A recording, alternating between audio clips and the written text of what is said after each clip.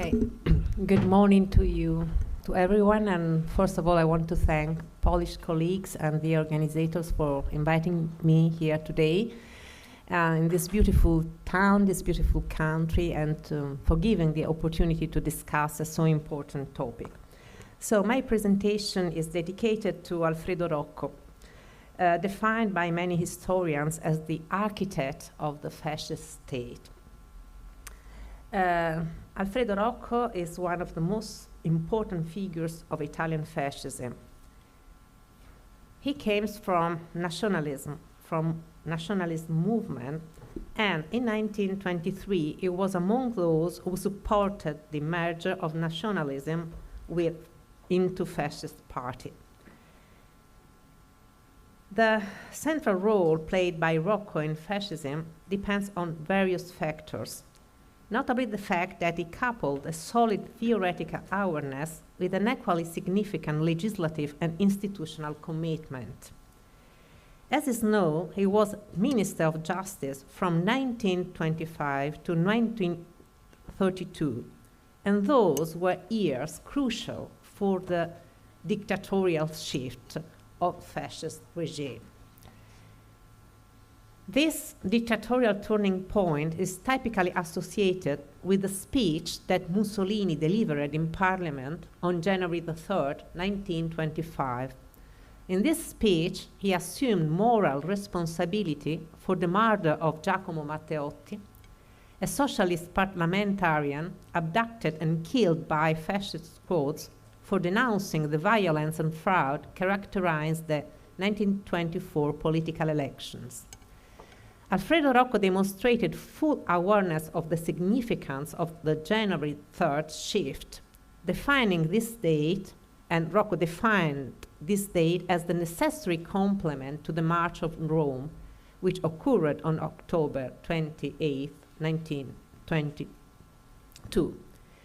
So to understand the importance of Rocco's contribution to the construction of the fascist state, we should begin with the second volume of his political writings and speeches, published in 1938, titled The Formation of Fascist State. In the first pages, Rocco clarified that he did not intend to cover the entire recent fascist legislation, but sought to focus only on the portion of the legislation, he said, in whose elaboration I personally contributed with my work. Even a quick view on the volume's index reveals a coherent and highly lucid design aimed specifically at the total renewal of the idea of the state, a renewal that, as early as May 1921, has been identified by Rocco as the essential course for the future politics and law. If we see the chapter titles, Laws for the Defense of the State, Constitutional Reform, Social Reform, Lateran Pacts, if you look at the index, emerges an impressive scope of regulatory interventions achieved within a few years. From a legal standpoint, the years 1925 and 1926 mark a fundamental stage towards the transformation of the state. Rocco, as Minister of Justice during this eventful period, had the opportunity, he said, to collaborate on the majority of legislative reforms, by virtue of which the fascist state is arising up on the ruins of the agnostic and abolic liberal state. This is Rocco's opinion. For Rocco, the crisis of liberal state was a mandatory reference point for imagining the fall of the emerging fascist state. In Rocco's view, and generally within the regime's literature, the liberal state had two limitations that condemned it to inevitable decay.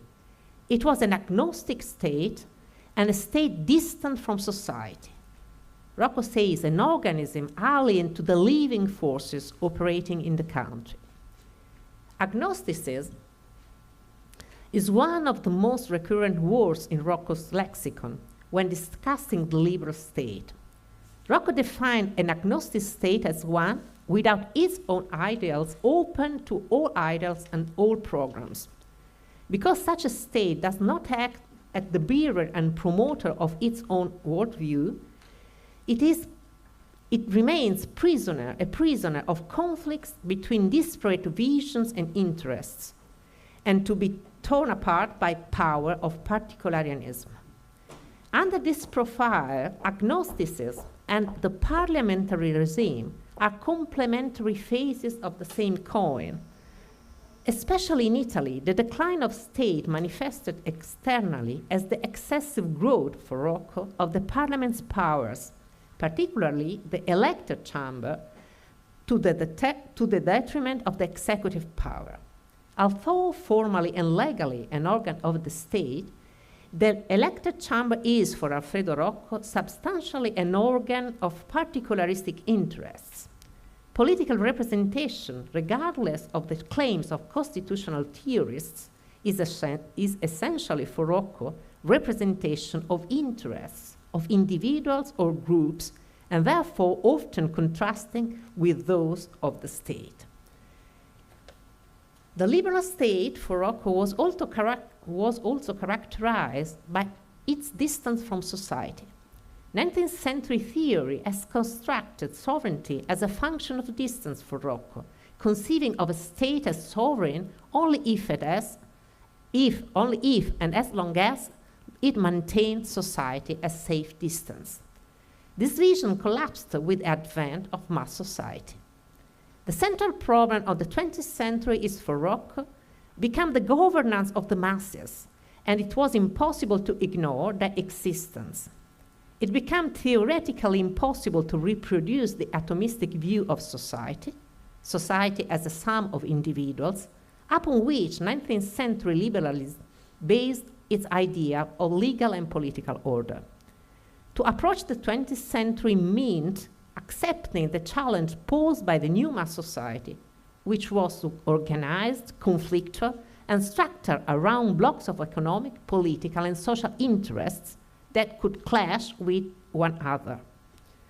The circulating image in a legal discourse often depicted in the state under siege, simply surrounded by this new aggressive society. Rocco thought that it was necessary to design the authority of the state on new foundations. And he held this view clearly even before the rise of fascism. His 1920 inaugural lecture at the University of Padova, Crisi dello Stato e Sindacati, Crisis of the State and Trade Unions, addressed this. Rocco synthesized the issue. The problem is not the trade unions, which are an inevitable product of my society. The problem is the state itself, which must find new methods and tools to reassert its authority. In his opinion, trade unions constituted a state above the state, a state within the state. And not only trade unions, but many social forces, associations, press, professional orders, were designed by Rocco as states within the state. The result is, says Rocco, that everyone commanded in the nation except the state, resulting in a perpetual war of all against all. This perspective was supported by an evidently instrumental historical thematic analysis focused on the category of individualism. For Rocco, individualism was the great scourge of continental European history since the fall of the Western Roman Empire. Individualism, in Rocco's views, signifies the prevalence of disintegrating force of individuals and groups over the aggregating force of the state. From this perspective, the Middle Age, the French Revolution, liberalism, and socialism are not different seasons inspired by different principles, but variations on a single failed theme of individualism. Liberalism is even defined as the older brother of socialism. Both doctrines, in Rocco's views, are expressions of an individualist vision whose ultimate aim is satisfaction of individual needs. For Rocco, only fascists succeeded in formulating a conception of power and society capable of overcoming individualism and guaranteeing the triumph of state authority over the disintegrating impulses related by individuals and groups. We finally overcome the Middle Ages with fascism, says Rocco. So, for Rocco, state authority could be regenerated only by overcoming the liberal state's agnosticism and constructing a strong relationship between state and society. These two sides make it plausible to consider Rocco as a conscious theorist of the totalitarian state, not merely authoritarian state. Addressing agnosticism, Rocco made it clear, starting in the 1910s, that the state must position itself not only as force, but also as an idea, directing its action, not just towards the bodies, but also to the souls of citizens. The state must have, says Rocco, moral commitment. It's not merely a legal organism, but it also and must be an ethical organism. It must care for the soul as well as the body of citizens. As early as 1917, Rocco explicitly explained how propaganda could and should be used as a fundamental tool of government. The state, he says, as the means to act on consciousness. All means are available for this, considering the immense network, he says, of people and interests connected to the state. In every small municipality, civil organization depends on the state. Measure, municipal secretary, priest, doctor, elementary teacher. These persons all depend by the state, and they have much to hope and much to fear from it. The totalitarian state, therefore, is the expression of a new type of power, precisely because it seeks to multiply ties with the masses and penetrate them comprehensively.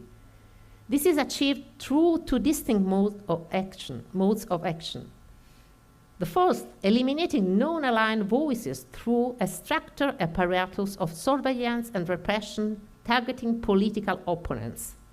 The second, the authoritarian framing of society, structuring it through state and single-party sponsored entities and organizations aimed at governing every aspect of subjects' lives. Totalitarian experiences between the wars were all characterized by a high number of state-sponsored organizations designed to integrate society, including the organization of leisure time. For example, in Italy, in 1925 was founded the National Organization of Leisure Time, OND. The totalitarian state can be described using two metaphors. Demiurge state, the state that has the ambition to mold the society and citizens' souls under its power, and magnet state, a state that aims to attract all the country's energies into its political and ideological orbit. In this vision, the concept of subjective space changes entirely. Individual space is no longer conceived as area of freedom and rights, but as a space available to the state, which dictates the degree to which it may penetrate it. Just a final indications about some laws that Rocco contributed to write. So, in 1925 and 1926, there were two important laws that shift the constitutional center of the Italian state from parliament to the government, and particularly the head of government, the duce del fascismo, Mussolini. For Rocco, the government is the permanent and supreme organ of sovereignty, guaranteeing the continuity of the life of the state and the nation.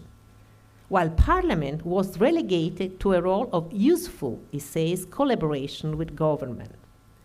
In 1928, we have the form of representation, was elaborated under the same logic. According to this reform, electors could not choose their representatives, but could only accept or reject en masse a list of deputies drawn up by the Grand Council of Fascism, which was constitutionalized as state organ in 1928.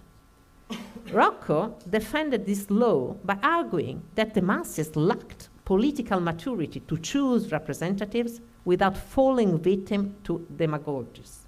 He clarified that elections had nothing to do with expressing popular sovereignty, but served only to allow the government to test the masses' mood and to examine the adherence to government policy. And the last law is the syndical law. Maybe Rocco considered this law his masterpiece, because this law disciplined the syndical phenomenon to extinguish its anti-state potential. Its known provisions include recognition of only the fascist union. Recognized unions, the fascist unions, were the only authorized to conclude collective contracts with erga omnes efficacy, valid for all